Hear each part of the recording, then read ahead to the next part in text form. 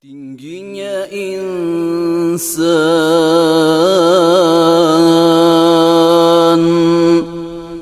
kerana Al-Quran,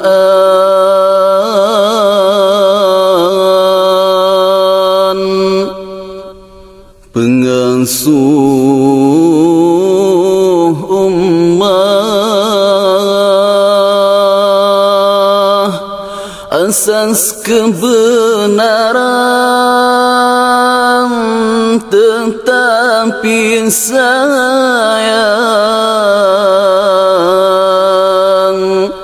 ia ditinggalkan, hanya menjadi lukisan zaman.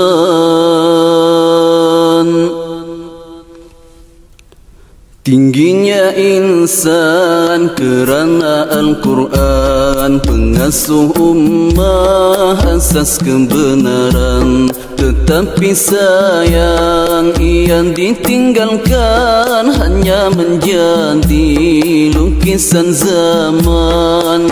Tingginya insan kerana Al-Quran, pengasuh ummah, asas kebenaran, tetapi sayang ia ditinggalkan, hanya menjadi lukisan zaman. Kandunganmu petunjuk ummah, sahabat manusia paling setia. Apabila berita gembira diungkapkan, hilanglah ketakutan dan derita. Apabila berita gembira diungkapkan, hilanglah ketakutan dan derita. Tingginya insan kerana Al-Quran, pengasuh ummah, asas kebenaran, tetapi sayang ia ditinggalkan, hanya menjadi lukisan zaman. Ayatmu penghindar sifat mazmumah, nur melangit menerpa wajah, ketenangan dicapai padanya, menjadikan diri terpelihara.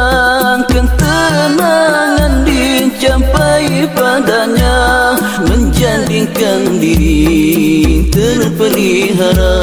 Tingginya insan kerana Al-Quran, pengasuh ummah, asas kebenaran, tetapi sayang ia ditinggalkan, hanya menjadi lukisan zaman. Datangmu melalui sejarah, benar riwayat terang isinya, antara Allah dan Rasulnya, penuh nasihat dan pengajarannya.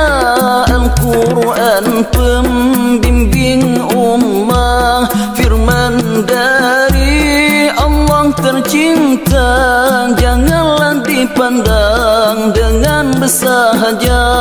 Itulah kunci menentang durjana, janganlah dipandang dengan bersahaja. Itulah kunci menentang durjana. Tingginya insan